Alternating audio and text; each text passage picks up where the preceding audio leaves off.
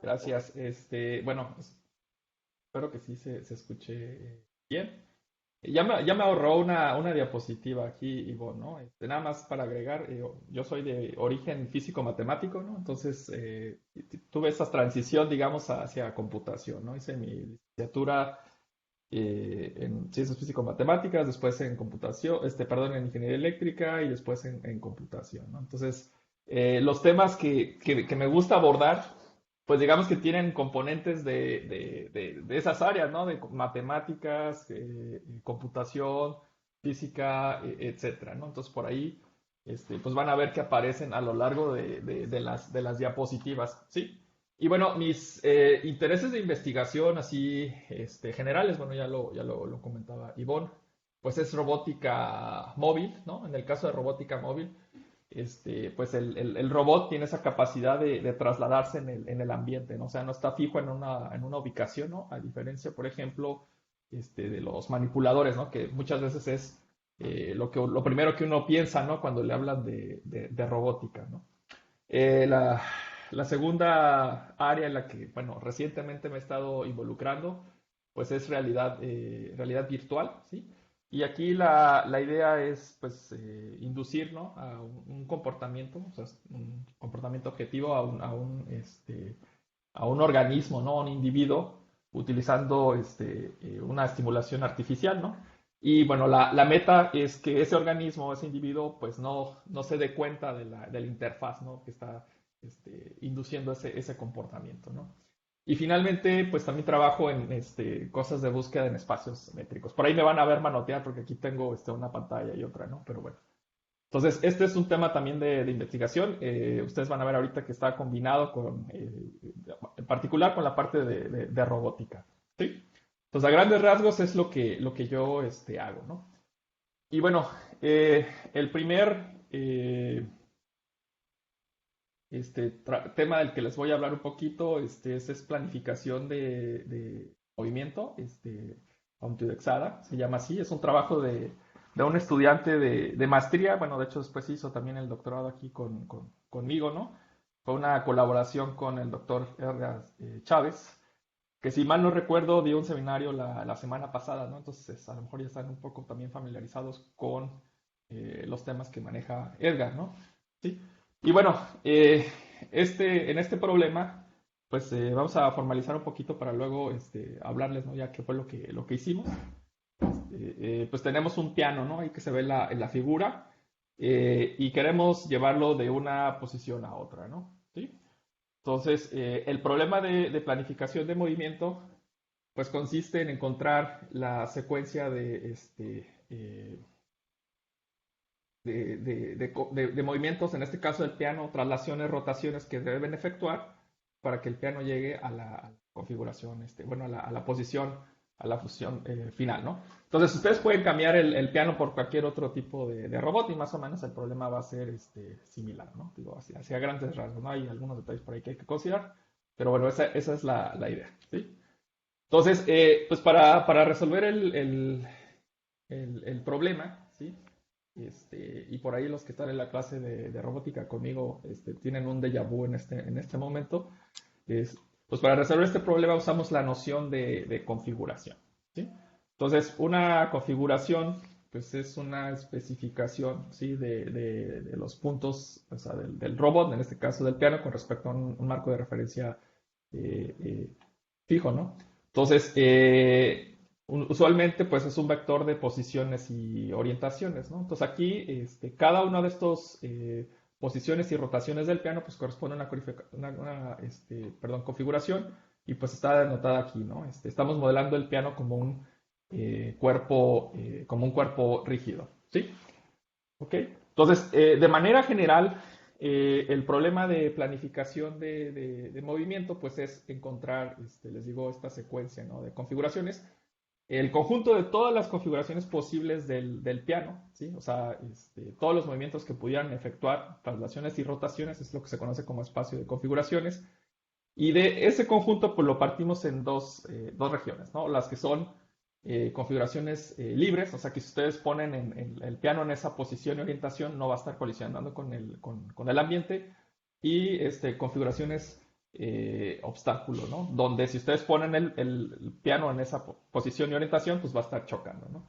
Entonces nosotros lo que queremos es encontrar pues esa trayectoria, ¿no? Que viaja por el espacio libre y que nos permite, o sea, a través de ella, pues el piano podríamos moverlo, ¿no? De la posición inicial a la posición final. Entonces, todo es el chiste de este problema, ¿no? Ahora, esta representación pues tiene la ventaja, ¿no? De que nos permite resolver una gran variedad de problemas, ¿no? En el área de robótica, ¿no? Incluso en animación, etcétera, ¿no? Porque hacemos una abstracción de la geometría del robot y del ambiente, ¿no? ¿Sí? Aquí algo importante es que la dimensión del espacio de configuraciones, ¿sí? Está ligada a el número de grados de libertad que tiene nuestro agente, ¿no? Nuestro robot, ¿sí? Entonces, por ahí los que no recuerdan, pues el número, el número de grados de libertad es el número mínimo de parámetros que necesitamos especificar, ¿sí? Para determinar completamente la velocidad de un mecanismo, ¿sí? ¿Ok? Y bueno, en la literatura uno encuentra pues, una gran variedad de métodos para resolver este problema, ¿no? Uno de los más populares es el método basado en muestreo, ¿sí? Los mapas probabilísticos de caminos, ¿sí? Y la idea detrás de este método pues es muy sencilla, ¿no? Entonces uno tira muestras, esas muestras pues corresponden a configuraciones en el espacio, uno las valida, ¿sí? Verifica si están en colisión o no, y posteriormente pues pasa a conectarlas, ¿no? ¿Sí? Entonces, conecta esas muestras con sus vecinos más cercanos. Ahí hay un proceso de validación para verificar si las aristas que se generan están en colisión o no. Pero al final de cuentas, lo que obtenemos es un grafo como el que se muestra aquí en la figura, ¿no? Este grafo, pues tiene la ventaja de que nos permite viajar en el espacio, ¿no? Les digo, es una abstracción, ¿no? Sin colisionar ya con los obstáculos, ¿sí? ¿Ok? Creo que déjame ver si puedo mover aquí. Y bueno, para viajar de un lugar a otro, ¿no? O sea, que para mover nuestro robot, ¿no? De una configuración a otra, pues simplemente lo que tenemos que hacer es unir la configuración inicial y final al grafo, y ya después que las unimos, pues buscamos una trayectoria sobre el grafo, ¿no? Entonces, para que tengan una noción de cómo se ve esto, pues tengo esta simulación, ¿no? Pues aquí tenemos una barra que se mueve en un ambiente tridimensional, ¿sí? Déjenme tratar de poner aquí otra vez el video. Aquí está. Entonces, al principio de la simulación, pues vemos un montón aquí de puntitos, ¿no? Y de aristas, ¿no? Estos corresponden pues a los nodos, a las configuraciones del grafo, y bueno, las aristas son las trayectorias que nos permiten viajar en esas configuraciones, ¿no? En este problema particular, pues corresponden a posiciones y orientaciones de la barra, ¿no? Entonces la barra tiene 6 grados de libertad, o sea, tenemos que especificar su posición X, Y, Z y sus 3 ángulos para describir su movimiento. Bueno, aquí en el diapositiva pues está proyectado, ¿no? Solo vemos X, Y Z, ¿no?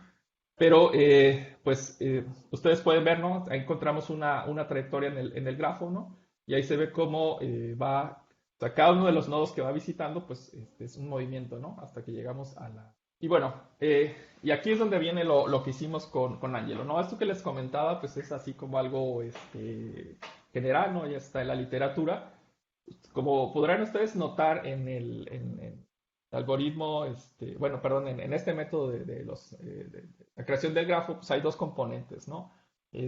Uno es buscar esos nodos. Les decía que cada uno de los nodos se conecta con sus vecinos más cercanos. Y otro es hay que validar, ¿no? Si esas configuraciones y las aristas entre los nodos, pues están libres de colisión, ¿no? Para la parte de la validación, pues ya existen una gran cantidad de algoritmos en la literatura y que son bastante eficientes, ¿sí? En el caso de este problema de encontrar los vecinos más cercanos, pues hay diferentes enfoques, ¿no? ¿Sí? Y aquí pongo las dos ideas principales, ¿no? La primera, pues es fuerza bruta, ¿no? Entonces, hacer una búsqueda secuencial, ustedes agarran un nodo, lo comparan con todos los demás y ven cuáles son los más cercanos y lo reportan, ¿no? Y eso, pues obviamente, a medida que tienen más nodos, pues resulta que no es muy eficiente, ¿no? ¿Sí? Entonces, más bien en la práctica lo que uno hace es utilizar una estructura de datos que se conoce como un índice, ¿sí? Y bueno, pues, ¿qué hace un índice, no? Entonces, un índice, pues imagínense que tienen aquí ustedes los datos, ¿sí?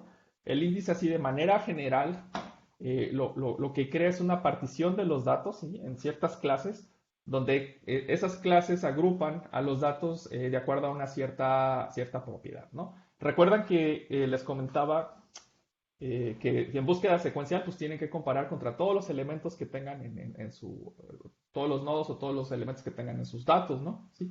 Aquí la idea es que cuando ustedes tengan una consulta, ¿no?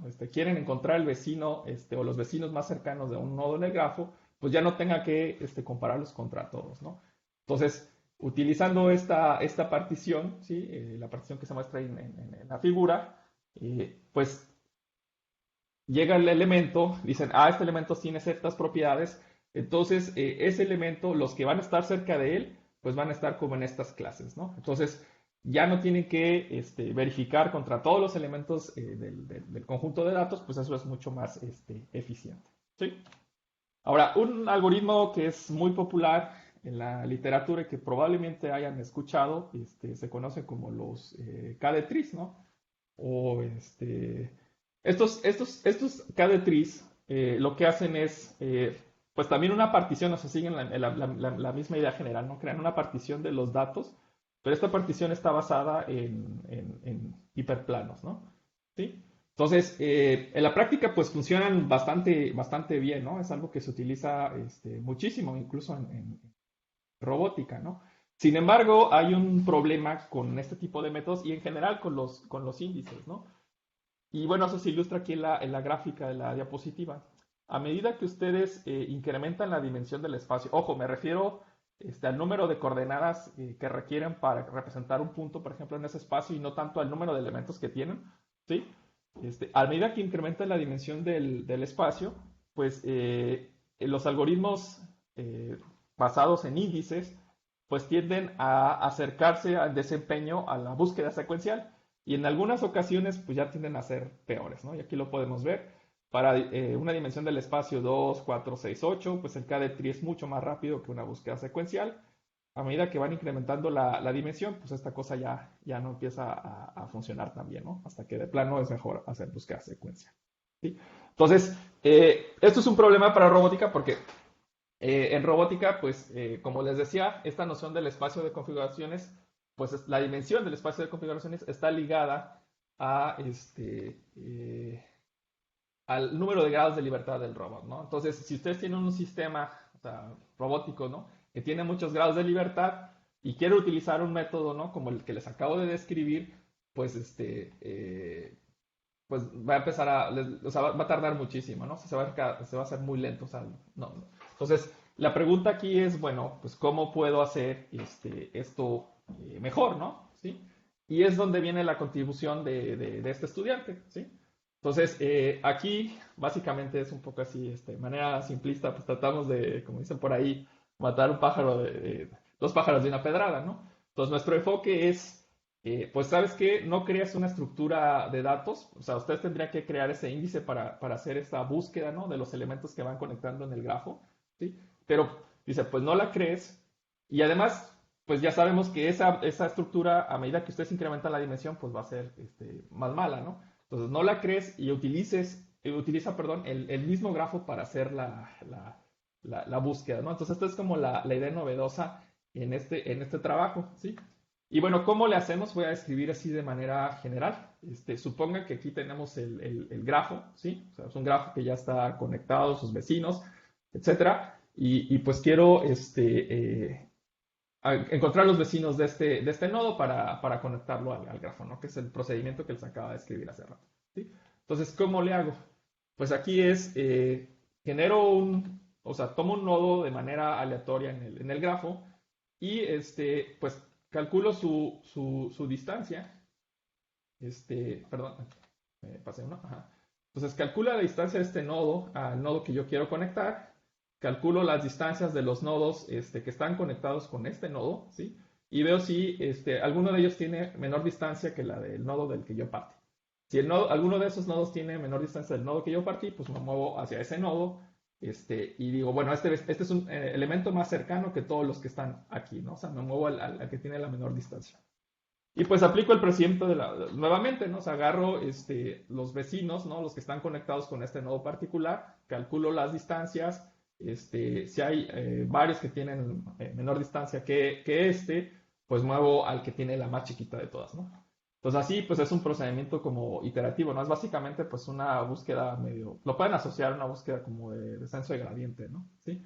Entonces, a medida que van buscando en el grafo, pues se van a ir acercando al nodo, ¿no? Y van manteniendo una lista de los elementos más cercanos hasta este punto que han encontrado, ¿no?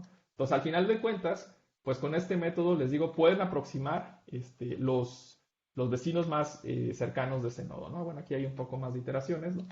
Entonces, sigue el proceso, ¿no? Al final de cuentas, pues el algoritmo les va a decir, pues tienes que conectar a este y a este, ¿no? Ahora, ojo, aquí les dije que partíamos de un nodo aleatorio, ¿no? En la práctica, pues tomas varios nodos aleatorios, ¿no? Entonces realizas el procedimiento desde este nodo, por ejemplo, luego agarras otro por acá, y combinas los resultados, ¿no? ¿Sí? ¿Ok? Ahora, bueno, yo les comentaba que el algoritmo basado en muestreo, ¿no? Que mencioné al principio de la sesión, pues validaba las aristas, ¿no? O sea, solo te quedabas con aristas que no estaban en colisión.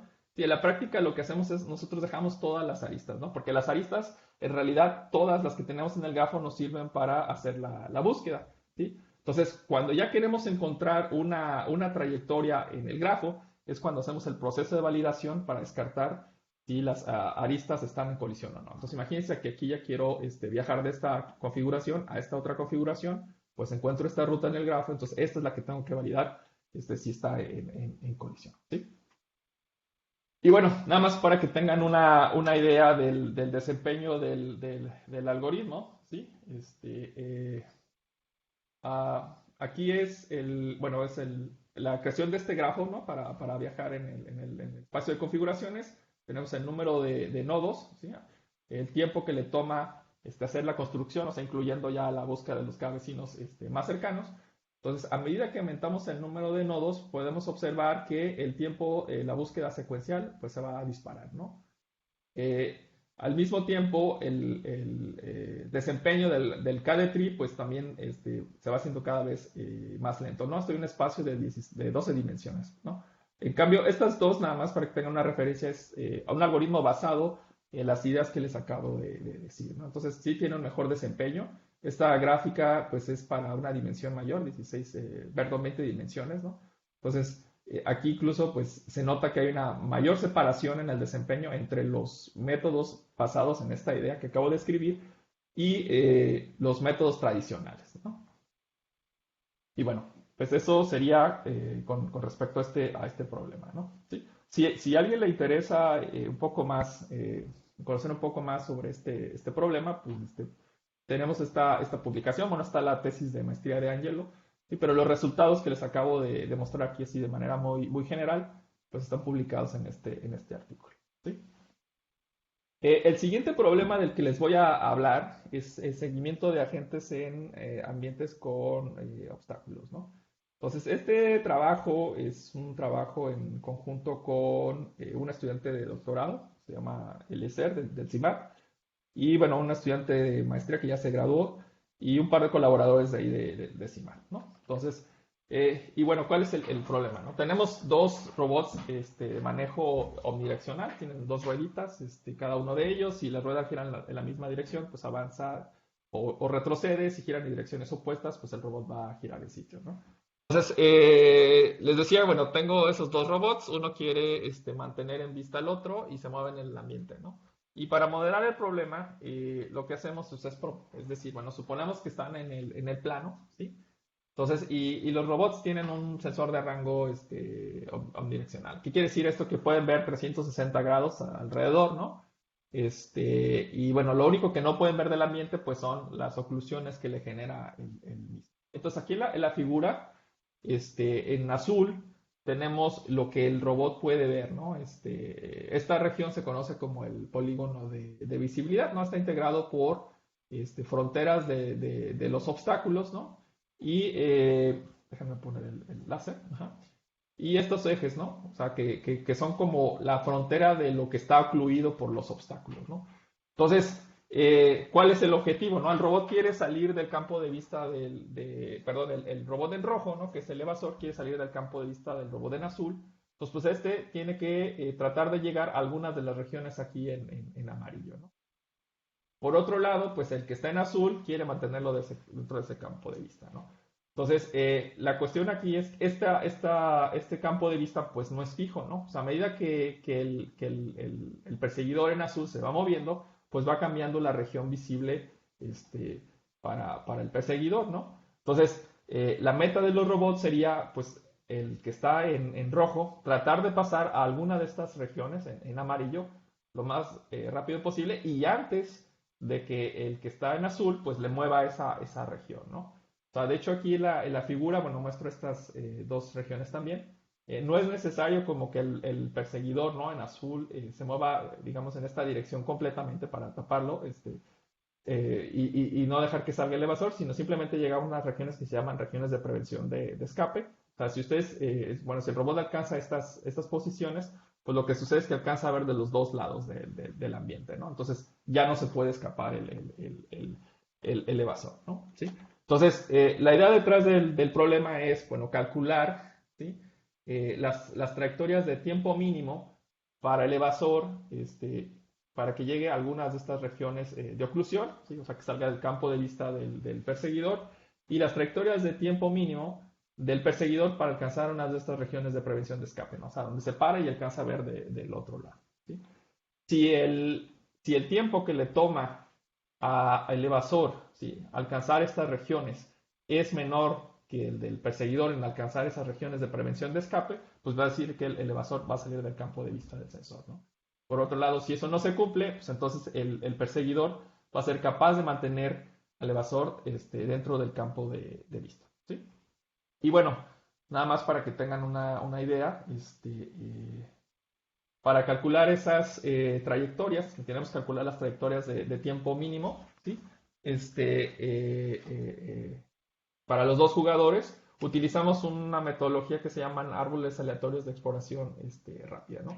Entonces, estos arbolitos que se ilustran aquí en las diapositivas, pues de alguna manera codifican esas trayectorias, ¿no? En el caso del perseguidor, que le permiten llegar a la región que está ahí con las líneas punteadas en azul, que es la región de prevención de escape, o sea, los puntos donde ya podría haber del otro lado del vértice, ¿no? Aquí el evasor, perdón, trata de escaparse por el vértice que está arriba en la figura, ¿no? En que está aquí, ¿no?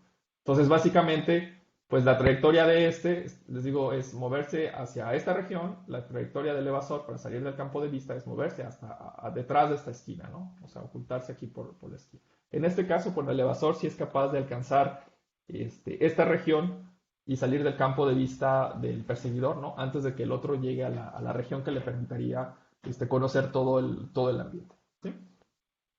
Y bueno, aquí les presento una simulación, ¿sí? Déjame correr la simulación. Entonces, bueno, aquí voy a adelantar un poquito. Y, bueno, ya me pasé, ¿no? Entonces, este es ambiente, voy a suponer que el ambiente es conocido para los dos. Y bueno, aquí el evasor, les digo, es capaz de darle la vuelta, ¿no? Y salir del rango de vista del perseguidor. Son unas simulaciones muy básicas, ¿no? Para ilustrar el efecto. En la siguiente, pues vamos a tener un caso donde el evasor no se comporta de manera racional, o sea, no va a seguir este criterio de que me quiero escapar utilizando la trayectoria que me deja llegar más rápido a la oclusión, ¿sí? Entonces, el algoritmo es capaz de manejar esos casos. Y me voy a adelantar un poco porque eso es un tanto largo. Lo que quiero es que vean esta simulación de aquí, ¿no? Ya estamos en el ambiente, es un ambiente, bueno, tridimensional, aunque el movimiento del robot lo modelamos en un plano, ¿no? Entonces aquí tenemos al robot evasor, perdón, en rojo, ¿no? Otra vez el robot perseguidor en azul. Bueno, esta es una vista de la cámara, digamos, que está montada en el perseguidor, ¿no? Y ahí se ve cómo pues, lo va siguiendo en el ambiente. En la parte inferior, pues se muestran las trayectorias de los robots, ¿no? Aquí, bueno, el evasor trata de escaparse a través de la esquina que se ve al fondo, ¿no? Del diagrama que muestra las trayectorias, ¿no? De hecho, ahorita se va a ver cómo va a tratar de darle la vuelta, ¿no? Ahí, en esa esquina. Vuelta ya. ¿Ok? Y bueno, el perseguidor pues es capaz de mantenerlo en vista, ¿no? A partir de ahí, pues hay un proceso de replanificación, ¿no? Donde ahora van a considerar como la siguiente esquina por la cual se puede escapar el evasor, ¿sí? Entonces, bueno, aquí pues se repite un poco el proceso, ¿no? Tengo otra vez la vista del perseguidor, ¿no? Se va viendo cómo va siguiendo al evasor, ¿no? ¿Ok? Y bueno, en este caso, pues el robot pues, es capaz de mantener siempre en vista al evasor, ¿sí? Ok. Y bueno, si alguien está interesado en conocer más detalles, pues podrían, bueno, obviamente me pueden preguntar, ¿no? Bueno, este trabajo lo acabamos de publicar recientemente en la revista Autónomos Robots. Entonces, aquí hay como más información sobre ya el método en específico, simulaciones, resultados, etcétera, ¿no? Sí. Y bueno, otro trabajo del que les quería platicar un poco es la exploración de ambientes desconocidos con múltiples robots. Este fue un trabajo en conjunto con estudiantes del CIMAP y también de aquí de CICESE, sí, una colaboración también con el doctor Rafael Murrieta de CIMAP y Edgar Chávez de aquí de CICESE. Y bueno, pues aquí tenemos un conjunto de robots, ¿sí? Entonces queremos explorar un ambiente desconocido. O sea, imagínense que tenemos esos robots y ese es un callejón de Guanajuato, ¿no? Entonces, pues quieren hacer una exploración, ahí no tienen un GPS, no saben dónde están, pero quieren garantizar que ustedes ven todo el ambiente, ¿sí? Entonces, y bueno, entre más robots tenga, pues lo que me interesa es como que cooperen entre sí para que se dividan el trabajo, ¿sí? Entonces, una posible aplicación de este trabajo sería pues buscar un objeto estático, ¿sí? En un ambiente o verificación de daños, etcétera, ¿no? ¿Ok? Y bueno, ¿cómo modelamos el problema, ¿no? Y nuevamente usamos geometría, ¿sí? Entonces vamos a suponer que el ambiente tiene obstáculos, un número finito de obstáculos que son poligonales, ¿sí? Y bueno, aquí en la figura tenemos tres robots, ¿sí? Que son puntitos. Y bueno, lo que ven en amarillo pues sería la región de visibilidad asociada a cada uno de esos puntos, ¿no? Nuevamente supongo que tengo un sensor como unidireccional, ¿sí? Entonces, el objetivo es, bueno, a medida que los robots recorren las fronteras de los obstáculos, pues van a ir explorando el ambiente, ¿no? De hecho, nosotros nos centramos en recorrer las fronteras o sea, garantizar que recorremos todas las fronteras de los obstáculos, porque uno podría probar que si recorres todas las fronteras con este tipo de sensor, pues es como si vieras todo el ambiente, ¿sí? Entonces, bueno, aquí está un poco pues digamos que una diagrama, ¿no? De cómo se va haciendo la exploración. Este, y ya bueno, en detalle, un poquito más de detalle, para resolver este problema, supusimos que los robots son puntuales y que no tienen, dice ahí, conocimiento de su posición, o sea, no tienen un GPS, ¿sí? O sea, lo único que son capaces de detectar, o sea, tienen un sensor de rango, ¿sí?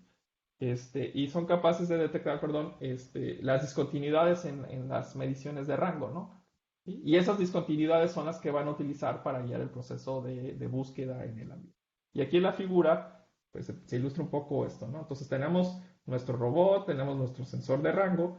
Ustedes pueden ver que, por ejemplo, en esta región, las lecturas que les va a reportar el sensor de rango es un sensor que mide distancia, ¿sí? Pues van a ser más o menos continuas, ¿no? y de repente va a haber saltos porque ya no va a haber obstáculos. Aquí reportaría como el valor máximo en caso de que tuviera un rango acotado. Entonces, con esta información nada más, o sea, con las puras discontinuidades, pues nosotros generamos un algoritmo donde podemos garantizar, sí, de manera teórica, que todo el ambiente es visitado, ¿sí? Y la idea detrás del algoritmo es muy sencilla, ¿no? Entonces aquí voy a ilustrar un primer caso de qué fue lo que hicimos. O sea, tenemos un conjunto de robots, ¿sí? Suponemos que están en este obstáculo en azul, ¿sí? Están todos en una misma posición inicial y seleccionamos un robot scout, ¿sí? Entonces ese robot scout va a rodear el perímetro de los obstáculos y a medida que va rodeándolo, pues en cada uno de los vértices va a ir detectando esas discontinuidades en el sensado que les comentaba, ¿no? Las discontinuidades en las mediciones, ¿sí? Entonces, cada una de esas discontinuidades las va a ir almacenando. ¿Sí? Posteriormente, bueno, el robot pues, va a regresar al punto de partida, ¿no? Como les comentaba, no tenemos un GPS, entonces para saber que regresa al punto de partida, pues vamos a suponer que el robot deja un marcador, ¿no?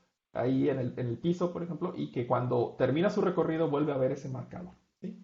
¿Ok? Entonces, una vez que regresa al punto de partida, pues ahí están los demás, les comparte la información. Les va a decir, ¿sabes qué? En tal vértice vi estas discontinuidades, en este otro vértice vi estas otras discontinuidades.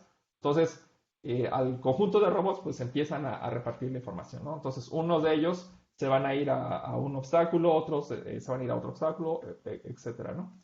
Ahora, esta estrategia resulta que la podemos representar, o sea, de manera como ya más gráfica, ¿no? A través de un grafo, ¿sí? Entonces aquí tengo un ejemplo de cómo hacer esa representación. Tengo un obstáculo, ¿sí? Entonces, si recorren este obstáculo, vamos a suponer que van a detectar el que está en azul, este O3, perdón, el O1 y el O6, porque luego no sé qué color sea esto, ¿no? Entonces, una vez que colectan esa información, pues algunos de los robots se van a ir a este obstáculo a seguir la exploración, algunos otros se van a ir a este otro obstáculo a seguir la exploración y bueno, otros al O1, ¿no? Y a partir de ahí, pues van a detectar estos tres, ¿no? En cada uno de estos, de hecho, van a detectar cada uno de estos tres, ¿sí? Eso implica que, bueno, nuestra estrategia, pues sí, va a explorar los obstáculos en el ambiente, pero va a haber como repeticiones, ¿no? ¿Sí? Entonces, pues uno no quiere pues, hacer doble trabajo, ¿no? Entonces, ¿qué se propone aquí? Pues dice, ¿sabes qué? Pues sí manda los obstáculos, perdón, los robots a explorar los obstáculos, ¿sí? O sea, y cuando alcances una cierta profundidad en esta representación basada en el árbol, pues te regresas, ¿no? Te regresas a la raíz para compartir información, ¿sí? Entonces, imagínense, van explorando obstáculos, que es equivalente a ir descendiendo en el árbol.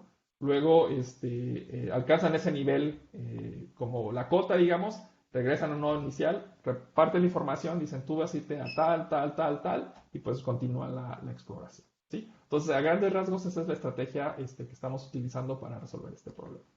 Y bueno, algo que olvidé mencionar es que aquí suponíamos que los obstáculos son distinguibles, o sea, que tienen alguna etiqueta que te puede decir, pues este es un obstáculo, este es otro, ¿no? Eso te ayuda a la hora de hacer la exploración. Ya después generalizamos al caso de obstáculos indistinguibles donde no tenías esas etiquetas, ¿no? Pero al final de cuentas, pues podemos probar que nuestro algoritmo explora todo el ambiente y que lo hace en tiempo finito, ¿sí? Y bueno, esta es una representación de ese caso, pero bueno, aquí me lo voy a brincar. Lo que quiero es que vean este video. Eh, y bueno, aquí es una simulación ya del algoritmo tal cual. Aquí tengo obstáculos distinguibles, que es lo que les acabo de explicar. Entonces tenemos nuestro conjunto de robots. Se ve cómo van a un cierto nivel, exploran. En verde están los obstáculos visitados, en amarillo son los que vieron pero no han visitado. Y luego, pues al final se revuelven a regresar, ¿no? Para compartirla, déjenme regresar un poco el video. Aquí se ve cómo exploran. Dicen, ya vi todos, pero no los he visitado. Y después regresan a terminarlos de visitar y al final de cuentas, pues pueden explorar. Garantiza que exploran todo el ambiente, ¿sí? Acá está un caso donde, una comparativa, perdón, entre obstáculos distinguibles y obstáculos indistinguibles, ¿no? En el caso de obstáculos distinguibles, les decía, sí, podemos mostrar que se explora todo el ambiente. Sin embargo, pues, debido a la carencia de información, pues tarda muchísimo más tiempo, ¿no? En hacer la exploración, ¿sí? Y bueno, este nada más es una generalización para el caso de un disco. Entonces, aquí nada más suponemos que los robots son discos, ¿sí? Entonces, o sea, es más o menos el mismo procedimiento, ¿no? Solo que hay que deformar un poco las trayectorias para evitar colisiones, ¿no? Pero el algoritmo general es el mismo, ¿no? Entonces aquí se ve cómo los robots salen a explorar el ambiente, recolectan información de obstáculos que han visto, regresan, la comparten y vuelven a explorar esos obstáculos que vieron pero que no han visitado físicamente, ¿sí? Y bueno, si alguien quiere conocer más detalles al respecto, pues pueden consultar este artículo. También, pues es más o menos reciente, ¿sí? Eh, y bueno, ahora un poco de realidad virtual, ¿no? Este es un tema de tesis de un estudiante de maestría, ¿no? Que se graduó hace como un año, ¿sí? Y bueno, el tema es caracterización de estilos de conducción de un vehículo autónomo utilizando realidad virtual. Y bueno, ¿cuál es el objetivo aquí? ¿Sí? Entonces, la propuesta del trabajo es generar un catálogo de estilos de conducción, ¿sí? Donde el usuario pueda seleccionar, pues, ¿sabes qué? Yo quiero este estilo de conducción cuando tú te subes al vehículo, ¿no? Y bueno, pues no tenemos vehículos autónomos aquí, ¿no? De tamaño físico. Y además, pues no es como muy rentable hacer estas pruebas, ¿no? Así. Entonces, ¿qué hacemos? Pues proponemos que el usuario experimente, ¿no? El viaje en un vehículo autónomo utilizando un simulador con realidad virtual, ¿sí? Entonces, la idea es que, bueno, el usuario está en este simulador y que pueda identificar los estilos de conducción que le agradan y que tal vez posteriormente se podrían llevar ya a un vehículo en físico, ¿no? ¿Sí? Entonces, ese es como el objetivo general del trabajo, ¿sí? Y bueno, ya así un poquito más en particular, el primer objetivo del trabajo pues era diseñar una metodología que nos permita generar estilos de conducción que son distinguibles para los usuarios, ¿no? Entonces, ¿cómo generamos estilos que si tú se los pones a una persona en el simulador, pues te va a decir, este sí es diferente de o estos son iguales, etcétera, ¿no? El segundo es, bueno, ya tienes los estilos de conducción, este, un experimento donde, pues sabes que este me gusta más que este me gusta menos, etcétera, ¿no? O sea, diseñar un experimento donde el usuario los pueda percibir y los ordene de acuerdo a las preferencias, ¿ok? Y bueno, ¿cómo lo hacemos, no?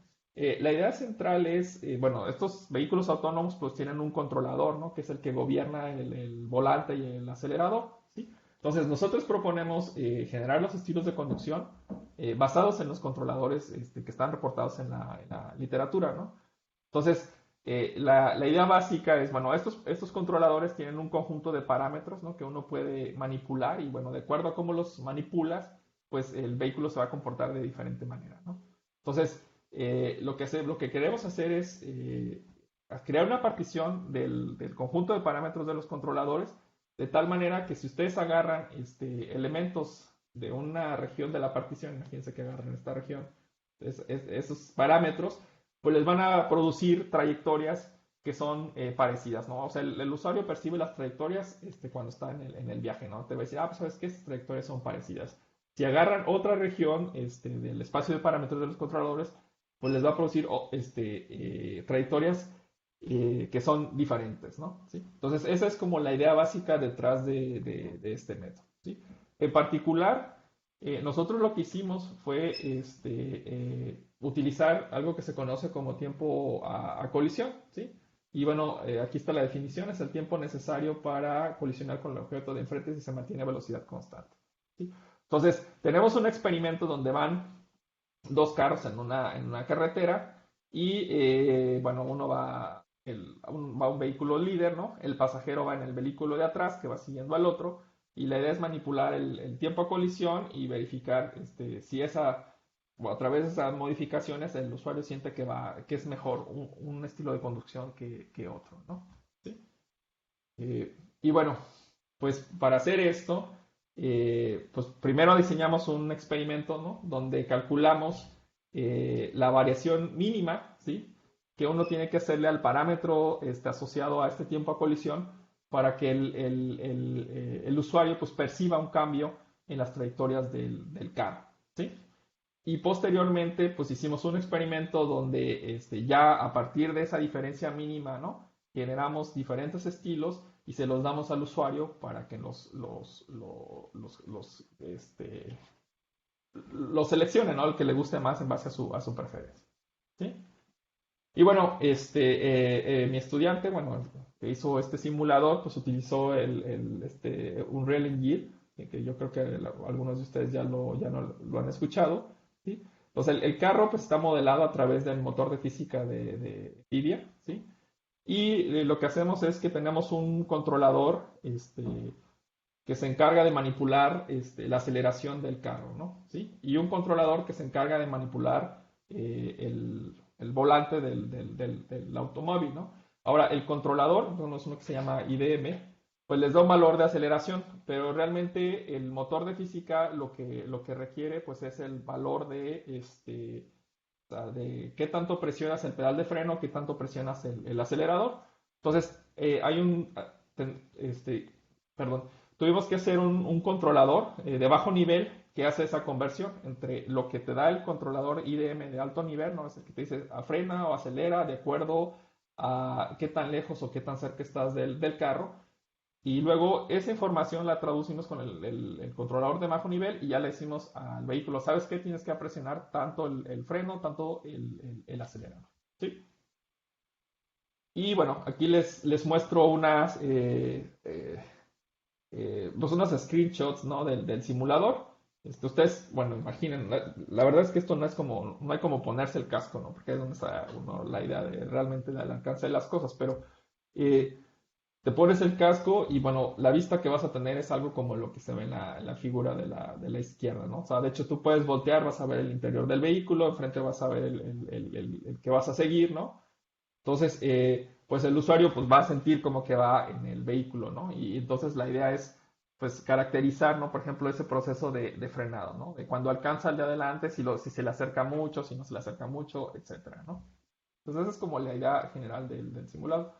Y bueno, aquí nada más es un poco del experimento, ¿no? Está mi estudiante pues haciendo las pruebas con uno de sus compañeros de maestría, ¿no?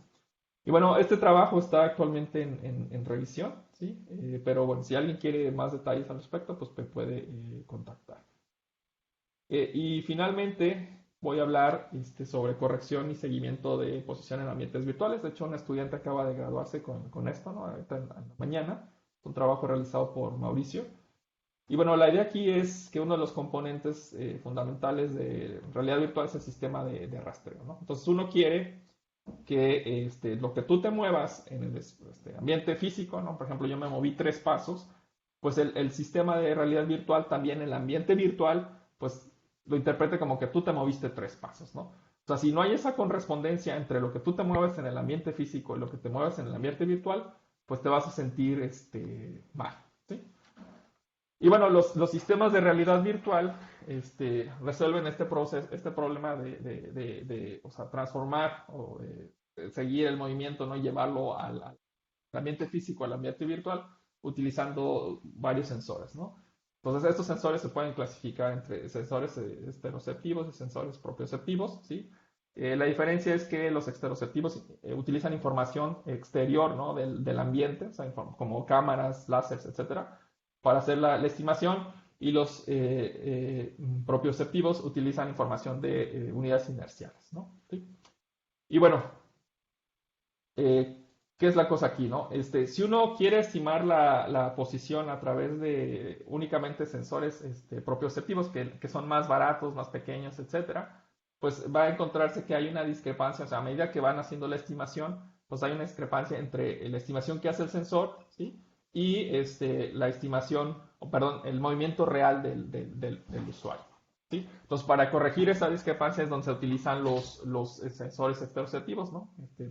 Digamos que corren el algoritmo con el sensor propioceptivo, hacen una estimación, llega un cierto tiempo y entra el sensor estereoceptivo para hacer la corrección. Y para que tengan una idea de lo que pasa, pues aquí mi estudiante hizo un recorrido en un cuadrado, ¿sí? Si ustedes, o sea, siguió este cuadrado con su teléfono celular, tiene una unidad de medición inercial, Pues si ustedes calculan la trayectoria en este cuadrado, únicamente utilizando información unidad inercial y van integrándola en el tiempo, pues van a obtener algo como esto, ¿no? O sea, la trayectoria que ustedes van a predecir a través de ese sensor, pues no tiene nada que ver con la trayectoria real que estaba siguiendo el usuario.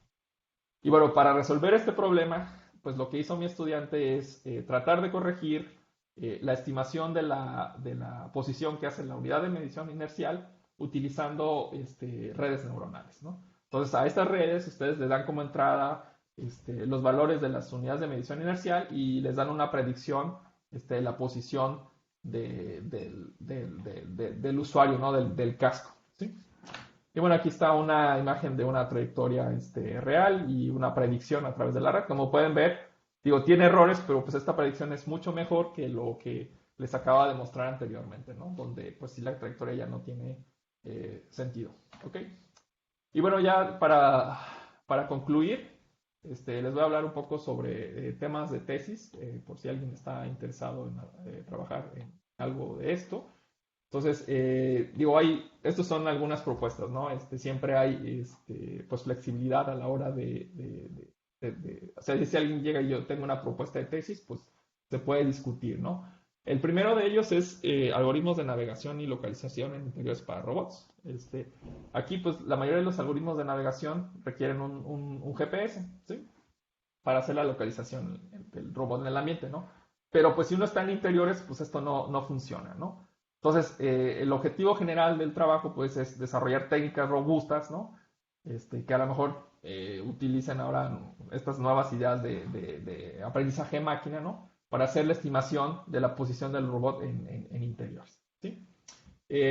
Otro tema es planificación de trayectorias para la reconstrucción de objetos 3D utilizando drones. Pues aquí es un poco este problema de planificación que les comentaba, ¿no? Es calcular, ¿no?, la secuencia de movimientos de un dron de manera que ustedes garanticen que, bueno, ven el objeto, lo pueden reconstruir y también toman en cuenta las restricciones de movimiento del dron o limitantes como la energía, ¿no? Los drones no les dura mucho la batería, ¿no? Entonces, ese tipo de cuestiones, pues es interesante tratarlas, ¿no? Bueno, solución de problemas de persecución y evasión. Ahí pues hay una gran variedad de problemas, como los que les mostré hace rato, ¿sí? Uno que está asociado a realidad virtual, pues es planificación de trayectorias confortables, ¿no? Entonces imaginen que tienen un robot, lo están teleoperando, ¿sí?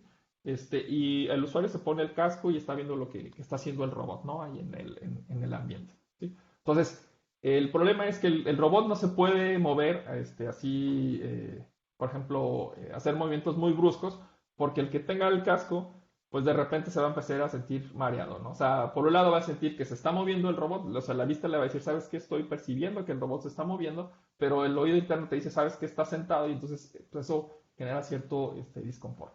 Pues aquí la pregunta es, ¿cómo generar trayectorias de movimiento de los robots para que se minimice esa sensación de malestar, ¿no?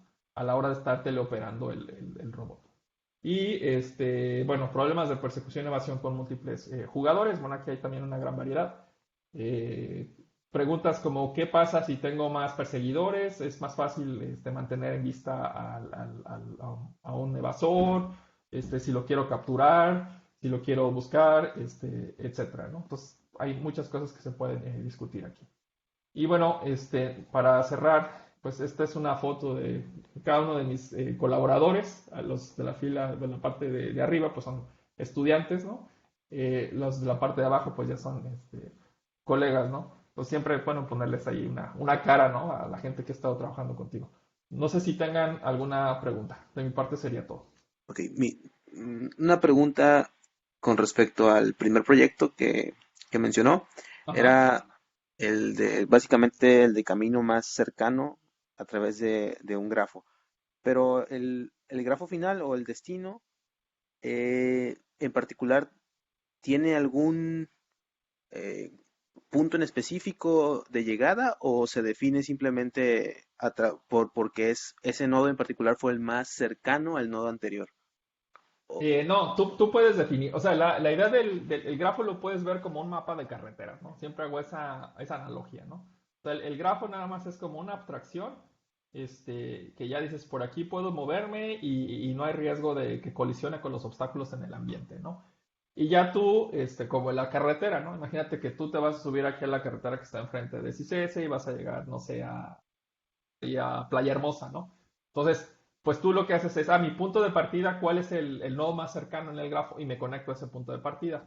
Mi punto de llegada es cuál es también o sea, el punto de llegada más cercano al grafo, lo conecto y una vez que los tienes ya integrados al grafo, buscas la trayectoria, ¿no? ¿Sí? Pero esa es como la idea general. Ah, ok, ok. Sí. Sobre ese mismo ejemplo, Ujú. cuando hay cambios en los obstáculos eh, y el grafo cambia por completo, ¿no Ah, afecta al rendimiento del algoritmo o tienen que correrlo desde el inicio de nuevo? sí, esa es una excelente pregunta. Sí, hay que hacer ajustes, ¿no?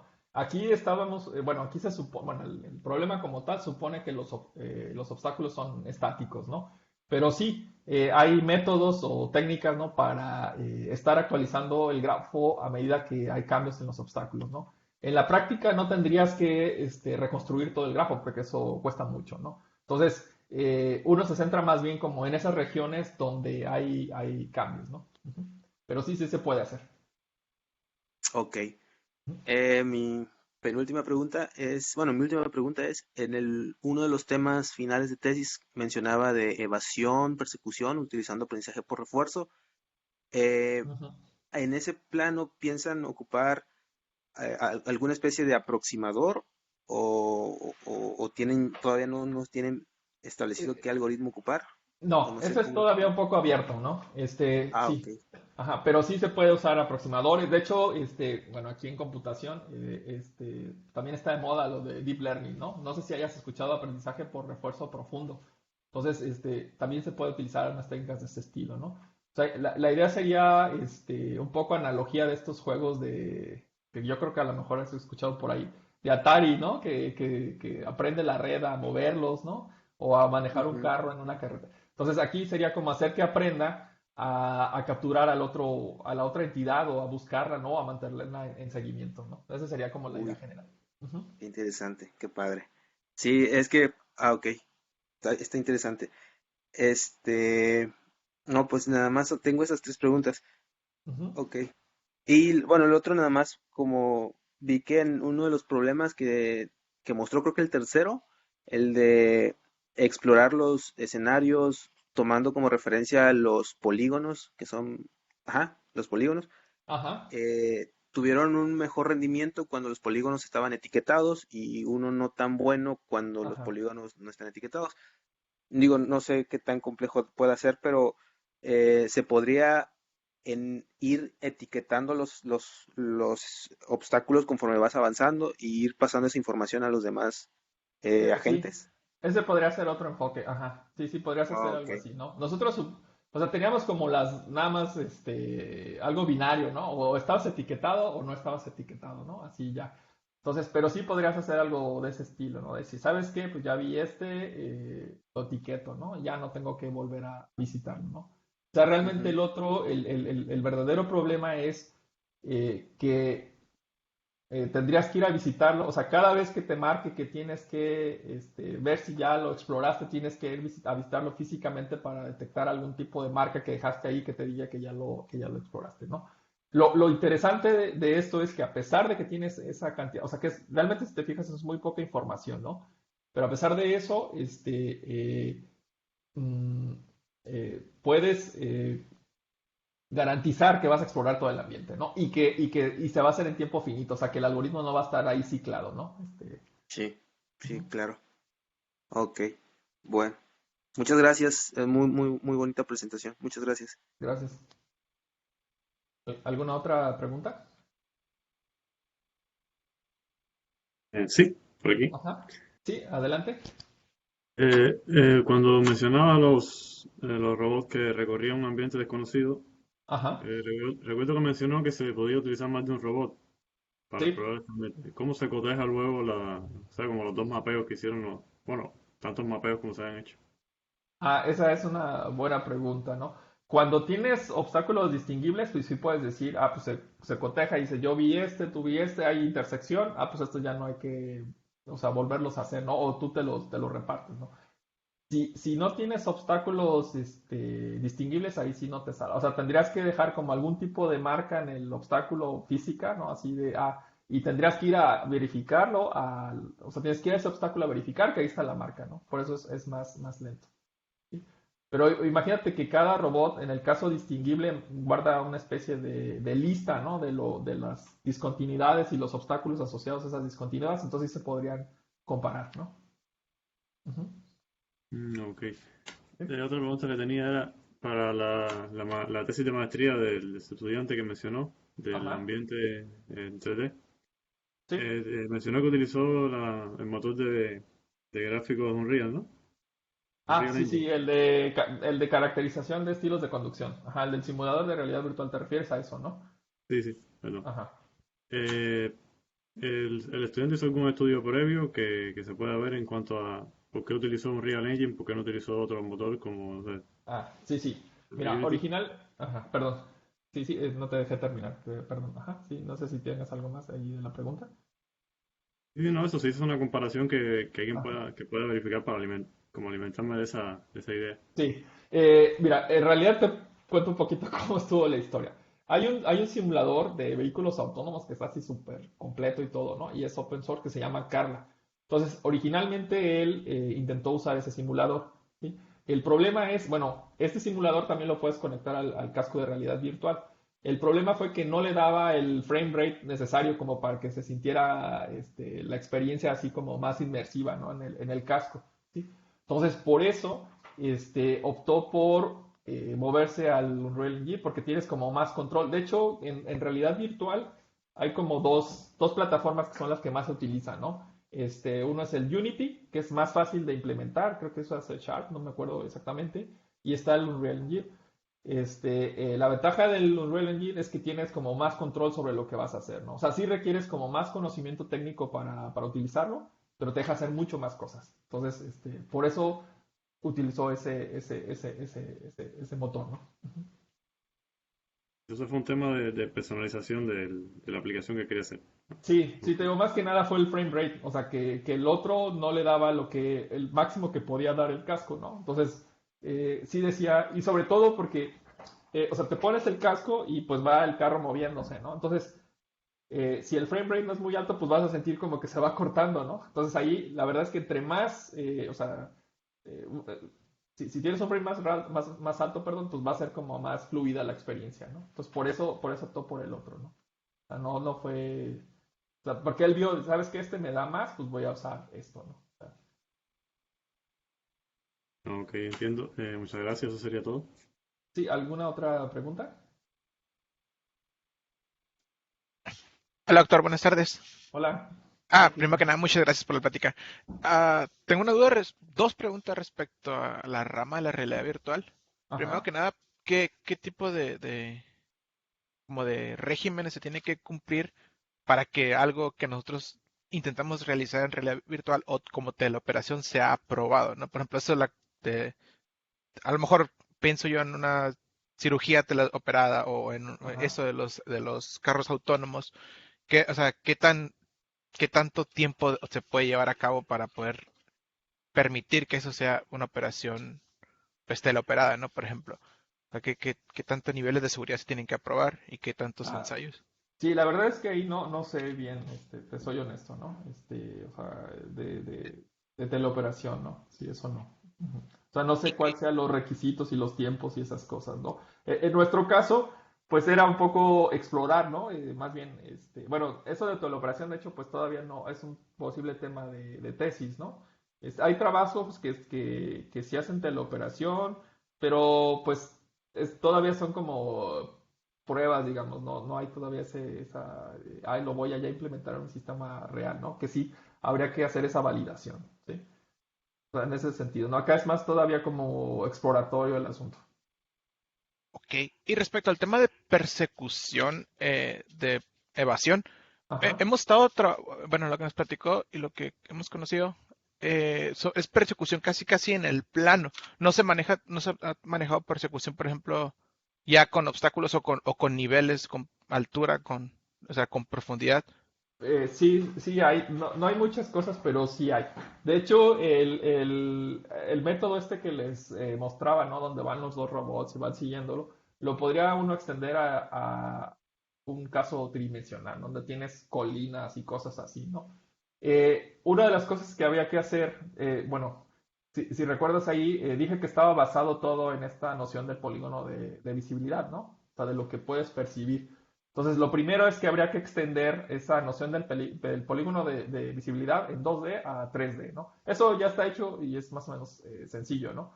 Entonces, una vez que tengas eso, realmente lo demás es casi lo mismo, ¿no? O sea, modelar el cambio de altura ya es casi directo, ¿no? No hay mucho, pero es algo interesante. Por ejemplo, ya si tú quisieras hablar de optimalidad y esas cosas, pues también se empieza a complicar un poquito la cosa, ¿no? Pero sí se puede hacer, ¿no? Perfecto, muchísimas gracias. Excelente plática. Ok, gracias.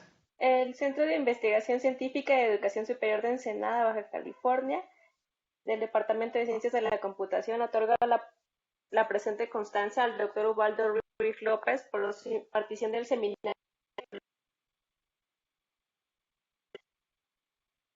Departamento de Ciencias de la Computación del día 25 de febrero de 2022.